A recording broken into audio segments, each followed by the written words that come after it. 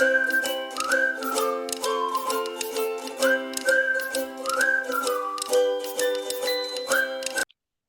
everyone, welcome to our channel CareersTalk. My name is Anand Sharma.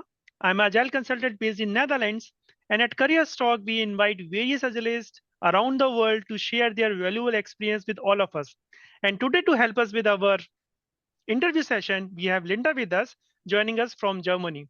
So welcome Linda, but before we start, I have a small request. If you find this session helpful and want to support us, please smash that like button and subscribe to our channel so you don't miss out our future episodes. All right, let's get started. Welcome, Linda. Thank you for joining us today. Linda, over to you. Thank you, Suna. Thank you so much for inviting me on CareersTalk today. I've been following you for a while, and I also had the opportunity to join one of your cohorts, which was very, very helpful. And I'm glad to be participating in this video session today. Thank you so much, and I hope we all learned something from today's session. Wonderful, Linda. Thank you. So if you allow, shall we start? Yes, we can. Okay. So the very first question is, as a Scrum Master, how do you ensure that all the agile events like sprint planning, daily scrum calls, your retrospectives, all are effective and valuable for the team? So if you can provide some example from your experience, that would be great. Okay. Thank you so much. So to ensure that agile events are effective and valuable, I focus on three main strategies from my experience, which is the preparation, the facilitation, and also to ensure that there is continuous improvement in these events. So taking a step by step preparation. So I make sure that each event, each Scrum event or Agile event has a clear purpose and agenda. For example, before a sprint planning meeting, I collaborate with the product owner to ensure that the backlog is prioritized and the items in the backlog are well defined. I ensure that the product owner too has prioritized and defined the backlog items clearly through regular product backlog refinement sessions to ensure that the sprint planning event is not used for refining the backlog items. Although some questions may come up with relating to the product backlog items during the sprint planning event, they will not be as complex as compared to when the product backlog item is not refined. Then I also guide the team through task breakdown and estimation, focusing on the sprint goal and capacity alignment. So thoroughly preparing for these Scrum events or Agile events helps to make sure that the team gets the value that they need to get from the Agile event. When it comes to facilitation of these events, during these events, I facilitate discussions to ensure that everyone has a voice and stays engaged.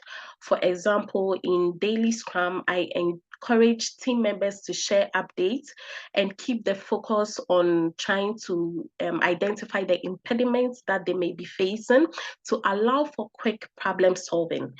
Keep daily Scrum brief and also focus on removing these impediments than to give a detailed update during these calls.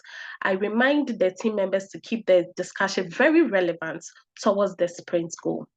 When it comes to also continuous improvement, as I've mentioned, after each event, I solicit for feedback from the team on what worked and what didn't work. It is therefore very important to me as a Scrum Master to ensure a productive sprint retrospective session where we gather insights on how we can improve our collaboration and adjust our processes accordingly. To make retrospectives very, very important for the Scrum team, I incorporate tools to assist, and also I also try to make anonymous contributions where team members will contribute anonymously so that they can feel they have the safe space to speak up on any feedback they may have for the Scrum team. So, giving reference to how I ensured a daily Agile event to be very, very successful and valuable for the team. In my past role, I noticed that our daily Scrum meeting were quite static. and also it was just used for progress reports.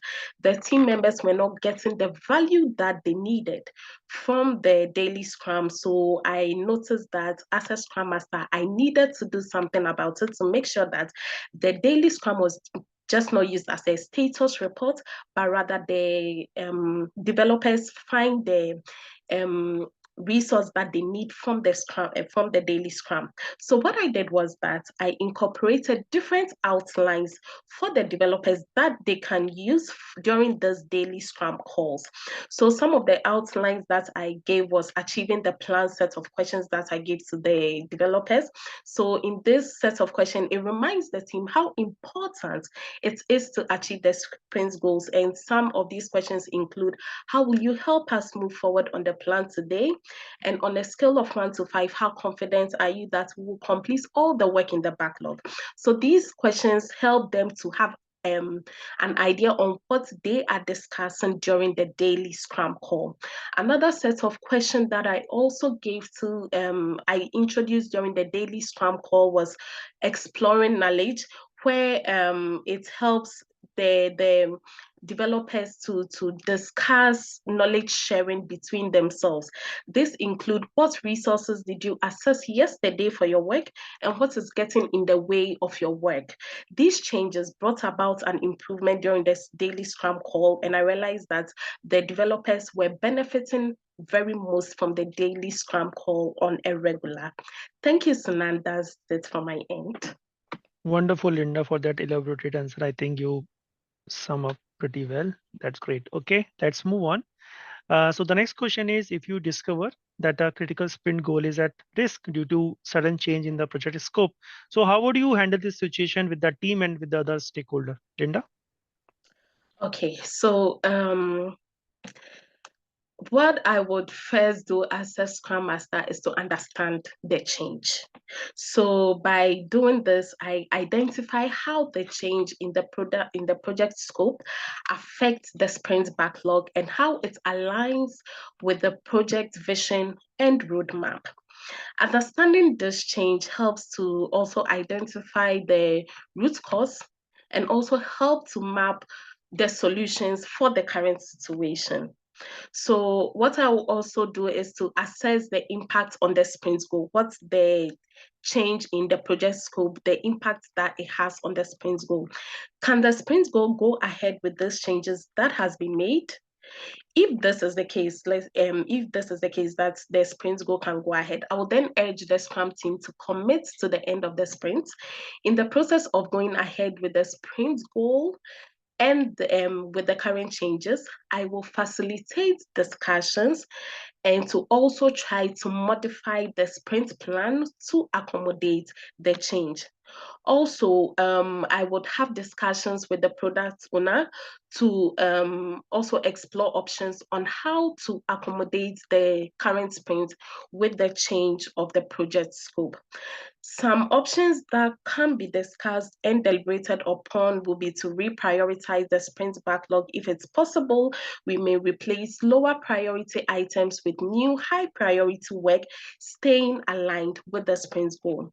So if the new work aligns better with stakeholder needs, adjusting the sprint goal in this case would make sense.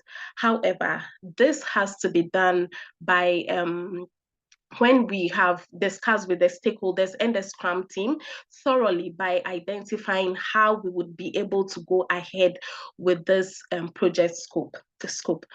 So if this is not possible, then this will be to defer to the next sprint. If the scope isn't feasible at all within the current sprint, which is the change of the scope, we might have to defer it to the next one to avoid overstretching the team.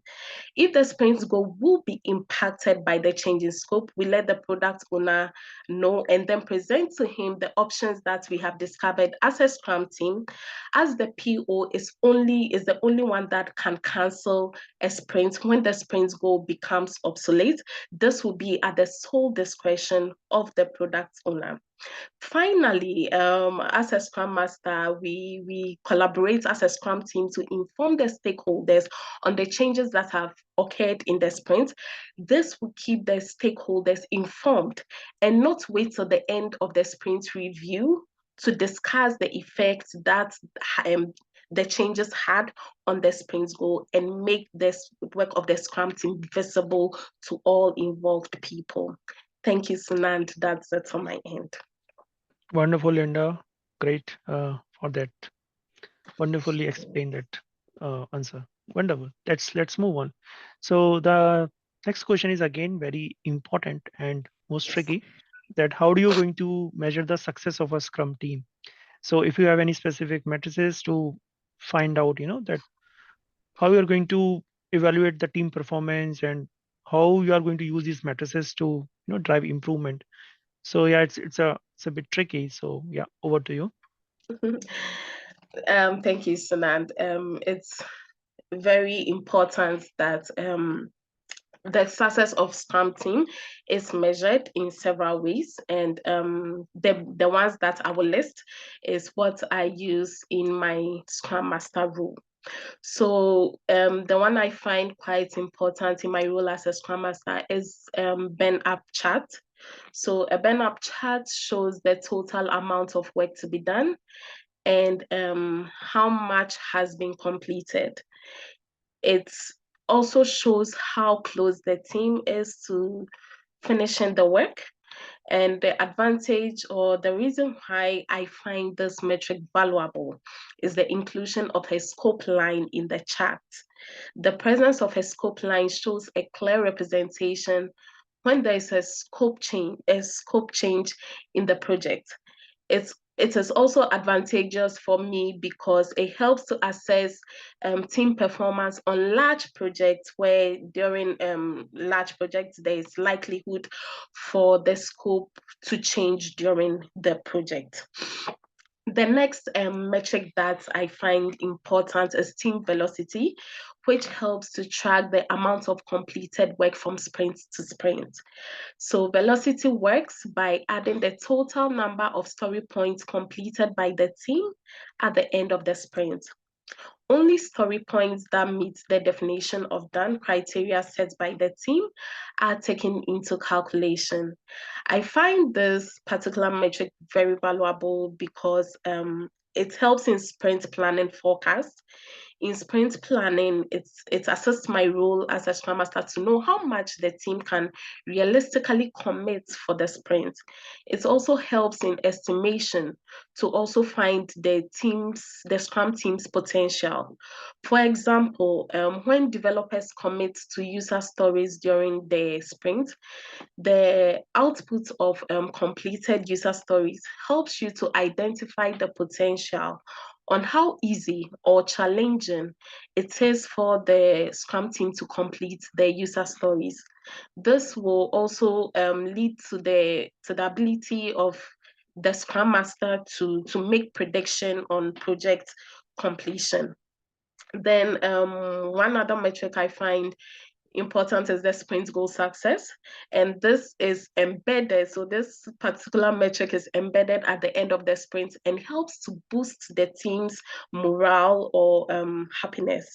How successful it takes the Scrum team to complete a sprint helps to assess the performance of a Scrum team. If a sprint goal is not successful, this shows the need for certain improvements in the Scrum team. The sprint goal success tool helps to identify the happiness index of the team and of the stakeholders as well. So by using a scale, you identify how happy the team or the stakeholders are happy about the sprint goal completed or the increment that was born during the sprint.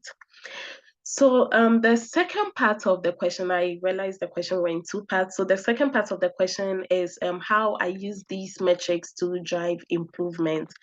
So I believe metrics helps to pinpoint bottlenecks.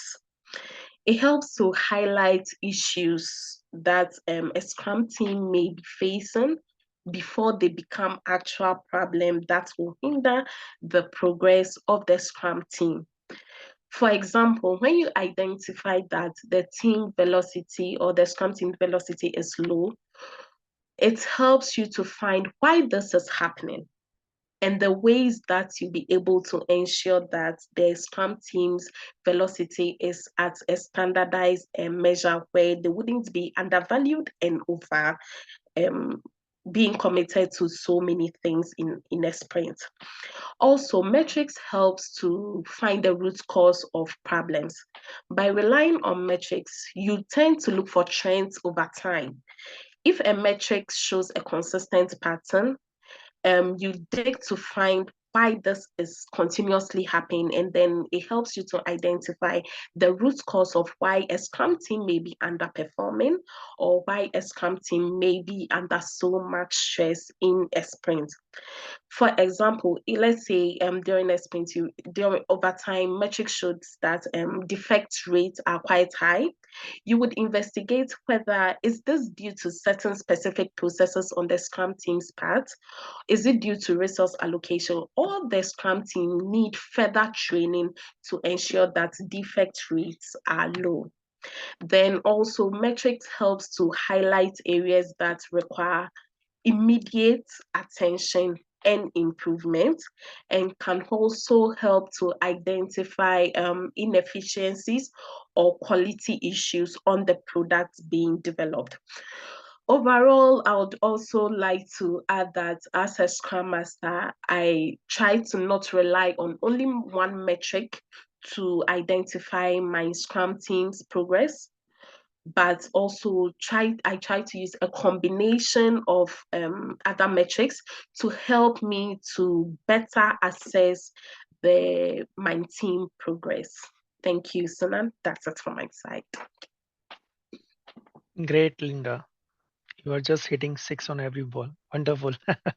You're doing great.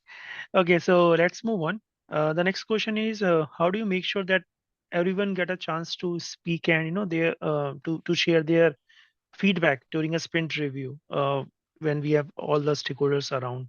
Sometimes difficult for few of the team members, to share their thoughts. So, what is your take on that? Okay.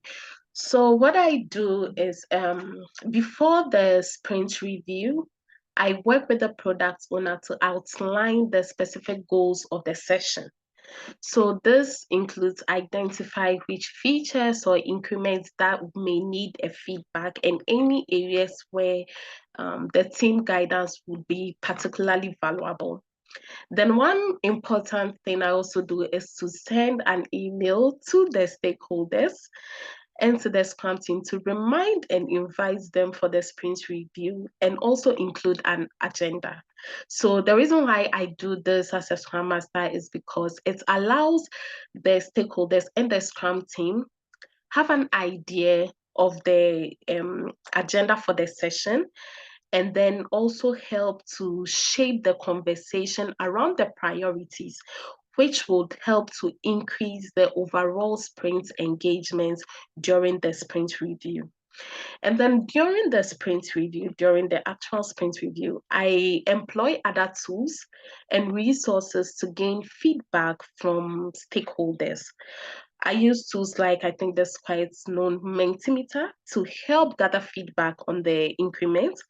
Through this, I ask questions based on the feedback received to personalize the responses that were received through the tools I used.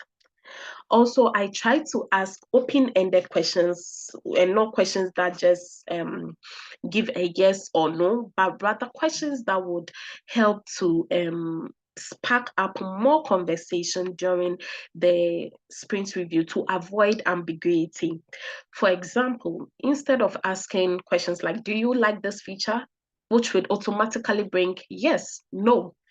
I would rather ask, how would this feature help to achieve your product goals?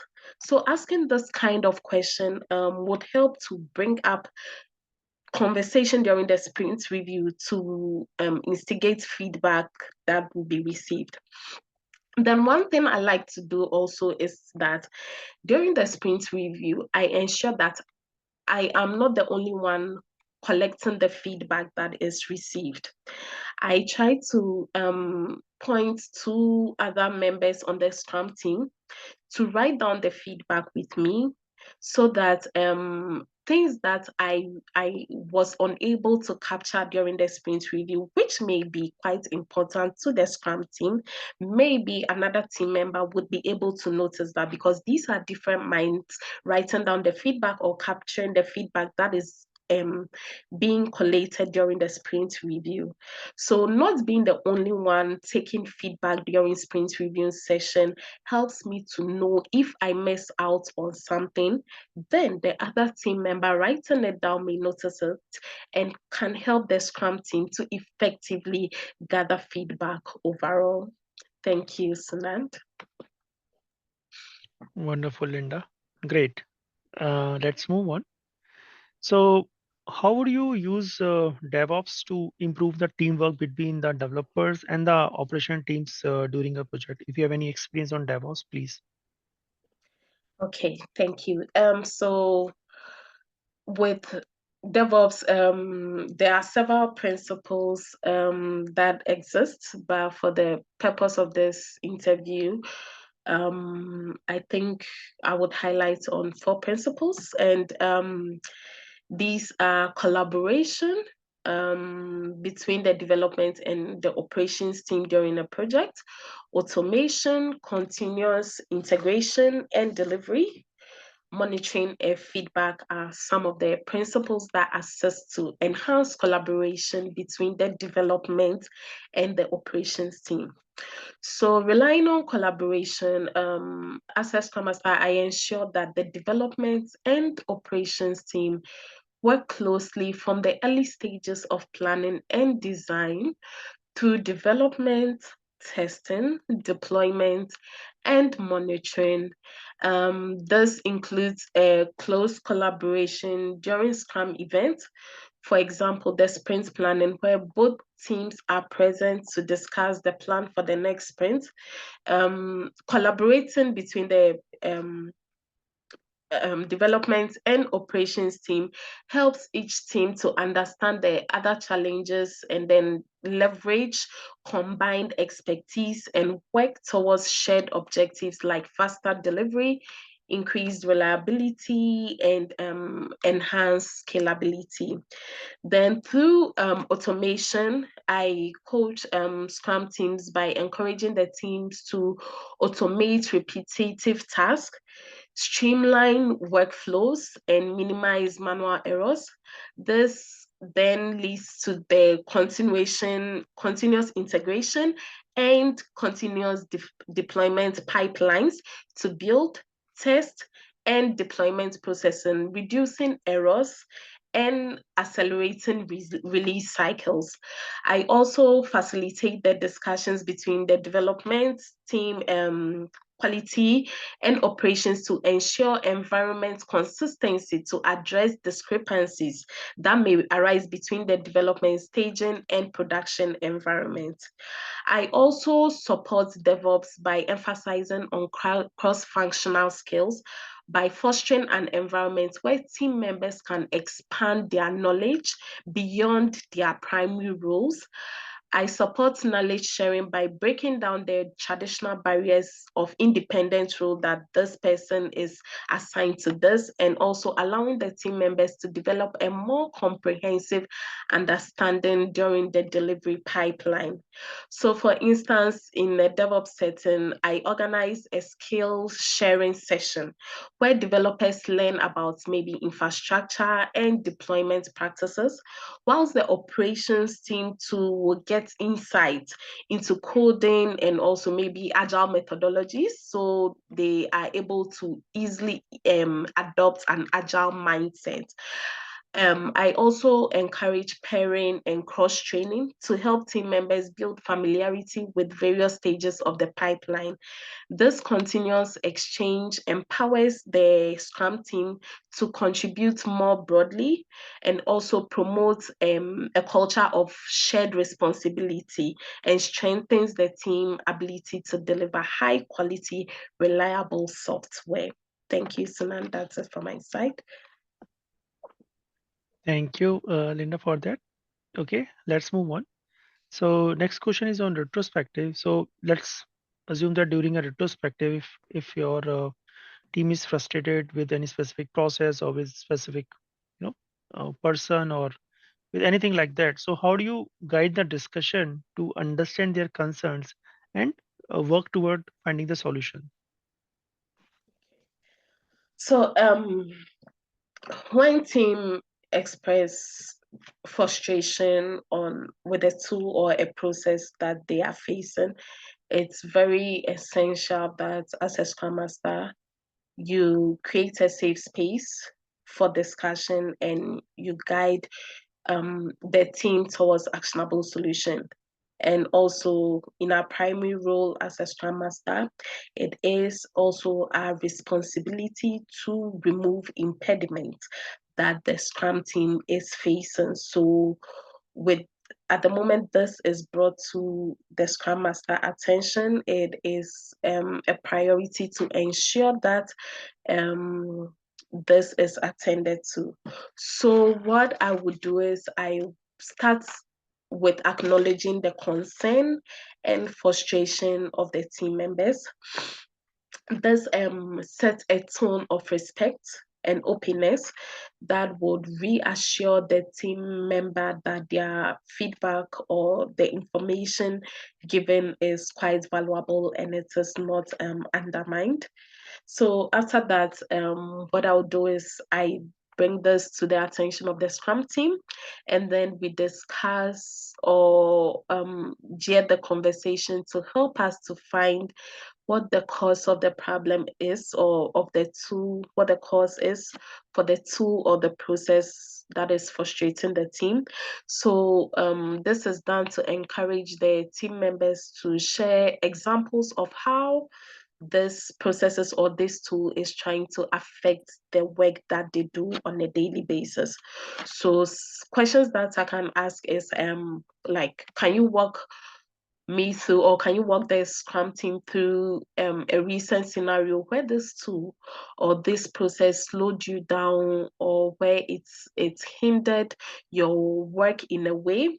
Or what specific challenges do you face when you use this tool or this process? So asking this kind of question then try to make the Scrum team to understand what the problem is, and also what the root cause is. Because if you are unable to find the root cause of a problem, it is difficult to be able to find solutions to be able to attend to that problem. So from finding the details of the problem, I facilitate a brainstorming session where we gather ideas and we explore solutions, alternatives, or changes that should be made on the Scrum team's part to make the processes or tool better are discussed. Ideally, if the Scrum team also need external help to also as a solution to this process or tool, I try to find ways to incorporate this external team into the solution that we explore to make sure that the processes or the challenges that the Scrum team is facing is attended to. So the solution may be from the part of the Scrum team. If that is the case, then the action items that we identified from the brainstorming session, I set timelines and ownership to these action items so that they are followed up on. If we see that it needs external intervention too, I also do the same by making sure that the external team has timeline to also assisting in taking care of these processes or tools that is essential to the delivery on the Scrum team. I will also ensure to follow up on them personally because if it's a problem that is brought to the Scrum Master's attention, then it is a very important one. So I try to follow up on them personally and evaluate to see if the action items are bringing out the solution that is desired for the team's success. In subsequent retrospectives too, I will check on the status of the problem to see whether the solutions that we implemented as Scrum team are helping to get the situation better for the Scrum team progress. Thank you, Sunand. That's it for my side. Great, Linda. Thank you for that. Okay, let's move on. Next question is on daily Scrum. So, how do you keep your daily Scrum engaging and more productive? So, if you can share some specific example of your daily Scrum, that you have transformed or things like that, that will be great. Okay, so one thing I notice is mostly the 3 questions from Scrum 2017 guide, I'm referencing it, has served as most primary guide for most Scrum teams, and it is sometimes also incorporated into my work as well.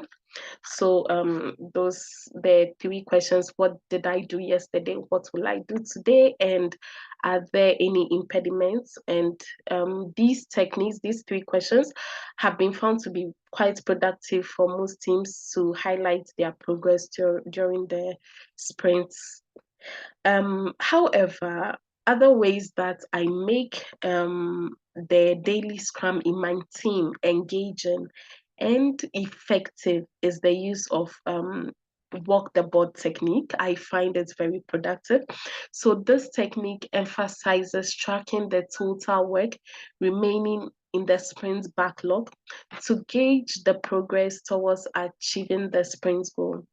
Instead of focusing solely on individual updates like what did you do yesterday, what will I do today, and what are the impediments, the team collectively review work in progress on the board.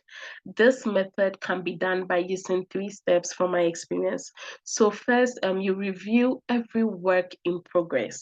So you can start the daily Scrum by reviewing each item on the board. That will help to ensure visibility and also to understand all ongoing tasks that the Scrum team is performing. Then also focusing on completion by asking the team also what can we finish today.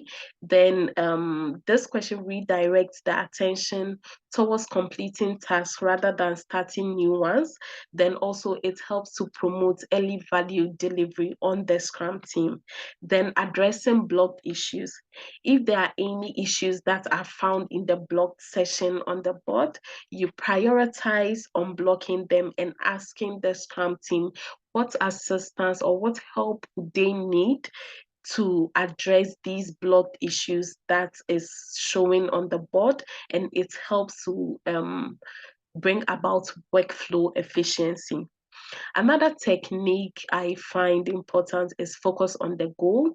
So instead of like the usual 3 questions I have stated earlier, I encourage the team to discuss how their work aligns with the sprint goal. So this shifts the focus to collaboration and problem solving.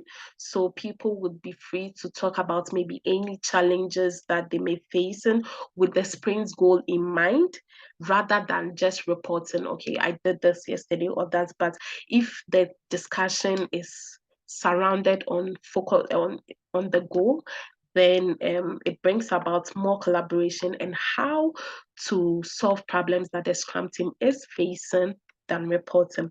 Then the second part of the question, I noticed were in 2 parts. So in one project, I noticed that the daily Scrum had become routine and unproductive, and team members would just quickly state their work and without much interaction. So they just, oh, okay, so I did this yesterday, and this is it for my end, and it felt so rushed.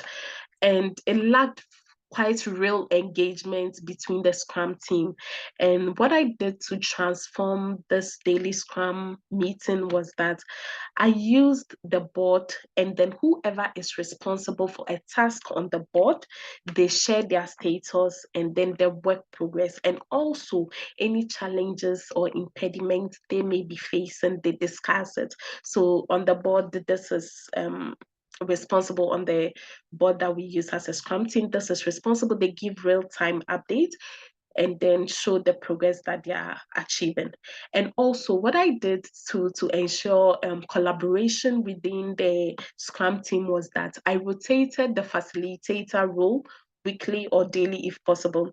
So this also helps to ensure that as a Scrum Master, I'm not the only face they are seeing, and not be so bored by always, oh, they know what I'm bringing today. But when this new person is facilitating the daily Scrum on a weekly, they are able to identify what is needed on the Scrum team's member side.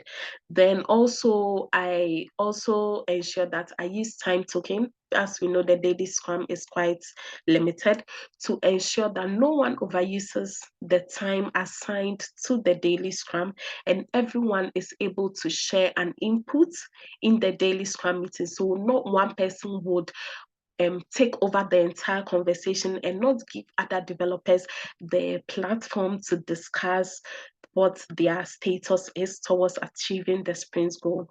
Then I also encourage active feedback. So any feedback that is also noticed during the daily Scrum, I ensure that outside the daily Scrum, we discuss it further to ensure that this is also attended to. So all the measures that I inputted ensure that team members have equal participation and collaboration is enhanced, which ensure that the daily Scrum call or meeting was productive on the Scrum team's part. That's it from my side. Thank you, Sunat.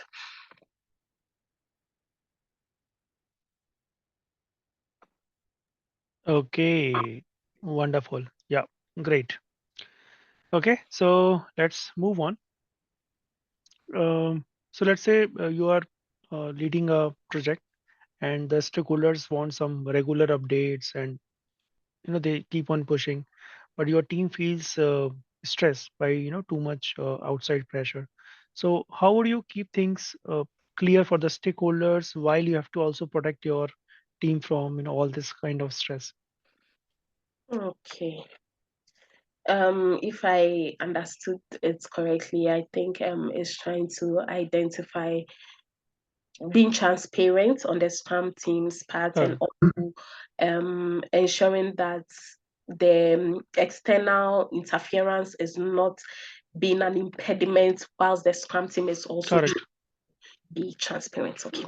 So transparency is very important when it comes to Scrum processes. So as you have identified in your question, you have to keep things transparent, but whilst ensuring this, you need to also guide the Scrum team from unnecessary, if I can use that word, interference.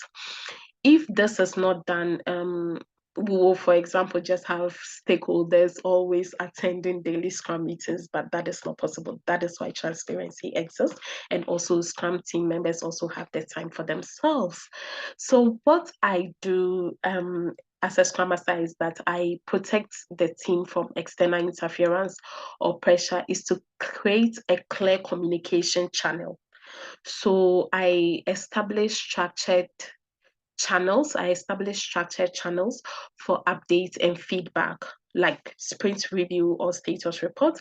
So during the sprint review, for example, it provides stakeholders with visibility into progress without requiring direct access to the team, and also helping shield the team from constant inquiries or um, disruptions.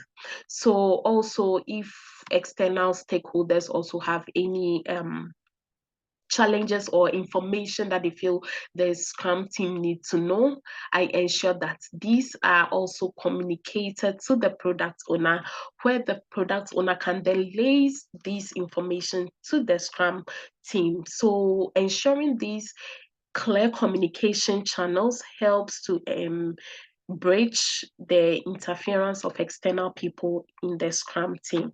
So what I also do is that whichever communication channel that I have employed as a Scrum Master, I ensure that these are consistent. I do not bend low to be like, oh, fine, you can attend this daily Scrum meeting as a stakeholder. No. So when you outline clear policies and procedures, it helps to, and you insist on them on a regular, it also shield the Scrum team from external interference. So follow these procedures well and ensure that stakeholders or parties outside the Scrum team also follow them diligently as well. And what I also do is I monitor closely when these procedures are not upheld within the Scrum team, and then I take action immediately to ensure that whenever there is like a breach in this interference, or maybe the channels that we've set, whenever someone or an external person breaks it down, we try our best to make sure that it is not repeated again. Else, when it goes on and on, it would become a habit, and then it will interfere in the work of the Scrum team. Also, I try to seek feedback and improvement, and I seek this constantly from the external parties, where they also feel that they constantly communicate their expectations to me, and then the Scrum team then captures all these relevant information. So when this is done, constantly seeking for feedback, they wouldn't feel the need to immediately interfere all the time. No, because they know that they are constantly being asked and constantly providing feedback, where they do not just have to all of a sudden interfere in the work of the Scrum team. So by doing this, it captures all relevant information from stakeholders or external partners interested in the product goal, and it also ensures that there is up-to-date feedback received all the time, and it will prevent the interference of external people who would want to influence the work of the Scrum team. So in summary, you create clear communication channel, then you also ensure that you are consistent in whatever improvements that you have set in place, and lastly, you seek continuous feedback to ensure that the stakeholders or external team are communicating to you and do not immediately interfere when they need be. Thank you, Sunand. Wonderful. Great, Linda. Okay, let's move on. So the next question is, how would you handle a situation where a product owner is not available during the sprint planning and the reviews? Okay. This is quite a challenge when a PO is consistently not available during sprint planning and sprint reviews. It can be an impediment for the team, and it can also hinder the progress of the Scrum team. This is because developers also rely on the product owner for clarity on product backlog items when needed. So if the product owner is consistently not available the when clarity is needed, then and there's no one to explain, it is an impediment. So to solve this problem, I will first address the issue with the product owner privately. Having a one-on-one conversation with the product owner will build an environment of trust, where the product owner will be free to communicate any issues or challenges they are facing that is making them not to be present at the sprint planning or sprint review meeting. This will also help me as a Scrum Master to understand the availability challenges that the product owner is facing, and how to support to address these challenges that the product owner is facing. So after discussing the challenges that the product owner may be facing, I would provide solutions that can help the product owner to be present at the Scrum events where he is needed. So, for example, the product owner may explore delegation of a task that the product owner can. If the product owner is facing a challenge of maybe overburdened task, the product owner and I will look at the options of delegating responsibilities that can be delegated, but then the product owner is still remaining accountable to those responsibilities. While this is a temporary solution, it ensures that the Scrum team still has access to the product owner, whilst we explore other long-term options to ensure that the product owner is available for the sprint planning or Scrum event. On a continuous level, I would reinforce the importance of the product owner role to the product owner to remind the product owner that you have a positive input to the Scrum team. So this will help the product owner to understand that to understand and also to reflect on the impact of their actions by not being present. So the product owner would reflect and understand that, okay, not being present is having a negative impact on the Scrum team, and the consequences of their unavailability on the sprint outcome. So I would also try to proactively commit to send a reminder to the product owner several days before the Scrum event. So by doing this, it's also try to put a sense of urgency and importance on the product owner's calendar to be able to make it present for the Scrum event.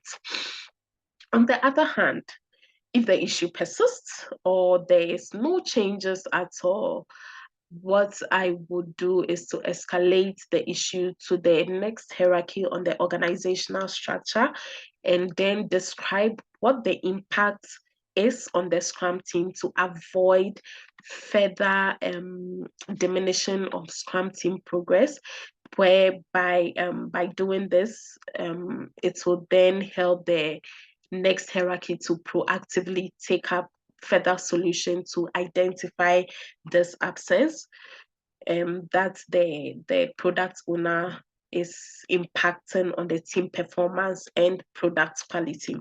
This I would do when all other solutions, one-on-one conversation, do not yield any other results, and it's a last resort on my options to ensure that the product owner makes it for all Scrum events where he or she is needed. Thank you. Thank you, Snat. Wonderful, Linda. Okay, let's move on. Next question is on definition of done. So the question is, how do you ensure that the team has a clear understanding of definition of done, and what you are going to do to, you have to ensure that your team follow the definition of done. What process do you follow to maintain it over the longer period of time? Okay. Thank you. So, according to the Scrum Guide, the definition of done creates transparency by providing everyone a shared understanding of what work was completed as part of the increment. I'm just referencing it, if I remember correctly, yes. So it is very crucial that the Scrum team has an understanding of the definition of done.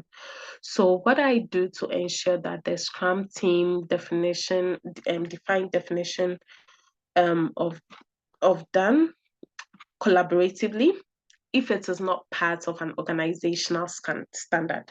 So I do this by first facilitating a workshop with the team, the product owner, and relevant stakeholders to collaborate, where we define what done means for the team. So with the collation of ideas, suggestions, and thoughts, the Scrum team agrees and find requirements to meet what the definition of done is for the team. So by doing this, it would ensure that everyone understands and agrees on what the criteria is. And also this also helps to foster a sense of shared ownership and alignment to the Scrum team work. So to ensure that the Scrum team maintains the definition of done gathered for the team, I reinforce definition of done during sprint events. So during the sprint planning, I remind the team to consider the definition of done as they take up user stories that they are going to commit for the sprint. I encourage the team to assess the efforts that it's needed to meet the definition of done criteria, as this will guide the team to estimate accordingly. Also, during the daily Scrum, for example, I prompt the team to discuss any blockers related to fulfilling the definition of done items, which will also help them to stay aligned on quality goals throughout the sprint. In the sprint review tool, for example, I ensure that the team demonstrates only work that meets the definition of done items, reinforcing that only fully completed items should be presented to the stakeholders, which is very important. I also periodically facilitate retrospectives to review and refine the definition of done, especially if the team's quality standards or technology evolve over time. This allows the Scrum team to adapt the definition of done to meet new requirements that the Scrum team face. Just as team practices and matures, definition of done criteria is also expected to mature to meet new requirements and the development of a quality product. Lastly, I ensure transparency and accessibility, making sure that the definition of done is documented and accessible to everyone on the Scrum team. So, for example, in Jira, it's displayed there where you can have the definition of done items in the checklist tab, and it is easily accessible and visible to everyone on the Scrum team. Thank you, Sunand. Wonderful, Linda. And now we comes to the last question of the day, which is, in your opinion, what are the most significant challenges um, your Scrum teams faces today? And most important, how you are going to address these challenges as a Scrum Master. So if you can just list like 2, 3, that will be great. Okay. So I would start with, I think, lack of agile awareness, maybe on the part of Scrum team. So in many situations, few members of teams understand and are able to implement the agility to product development. So even in teams that are matured, there may be new team members who come on the Scrum team and will not be able to adapt to agile way at the beginning. So as a Scrum Master, I identify the problems faced by Scrum team and listen to them individually. More often, team members may face challenges in adopting agile practices and may not have the courage to admit and come forward. I intermittently hold up training sessions to ensure that team members understand the concept thoroughly. I also use the sprint retrospective to address the challenges that the team members may face and constantly highlight agile practices that may have not been observed, and also these are also addressed immediately. Also, with stakeholders having expectations to product that is being developed, Scrum team managing requests of or expectations or stakeholders during a sprint can also be a challenge for the Scrum team. So stakeholders sometimes have changing requirements or introduce new demands mid-sprint, which can disrupt the team's focus and it impacts productivity. Yeah. So this challenge can be compounded if there is lack of clarity around the team's capacity and scope boundaries, which can maybe lead to scope creep. So this scope creep can then maybe undermine the sprint success, and the attention can be taken away from the sprint goal if there is constant interference on stakeholder or external partners. So to prevent heavy impacts by stakeholders' requests on team performance, I work closely with product owner to ensure a well-prioritized product backlog and establish a transparent process for incorporating new requirements. So during sprint planning, I facilitate discussions around priorities and capacity. Also, when there are new requests from stakeholders mid-sprint, I ensure to communicate any impact these requests have on the team to the stakeholders when certain changes are introduced during the sprint. Another challenge that I have noticed is that affects Scrum team a lot is time box, keeping Scrum events time boxed. So more often than not, I witness Scrum events going beyond the allocated time for Scrum events. This challenge may seem as insignificant and can also be argued that it gives more opportunity for the Scrum team to have thorough discussion. However, going beyond this allocated time for Scrum meetings will give an overview that Scrum teams spend majority of their time in meetings when they have to focus on producing an increment during the sprint. So going beyond the time box in Scrum events can cause a disruption in workflow, which can place a sprint in jeopardy. So what I do is that I do well to send the agenda of the event beforehand. This will ensure that you plan the time allocation to each item on the agenda and to ensure that the team do not go beyond it. I also try to ensure that there is a timekeeper during this event who will keep track of the time to keep it within time. Thank you, Sunant. That's all from my side. Wonderful, Linda. I thoroughly enjoyed your answers, really. And they are detailed, they are clear, and they include examples. So great work, Linda. And Thank thank you, friends, all of you for joining us for today's session. We hope you found it helpful and informative. And if you enjoy the session, please don't forget to like and subscribe to our channel. And we hope to see you in our next session. Until then, take care. This is Sunil Sharma signing off. Bye bye. And thank you, Linda, one more time.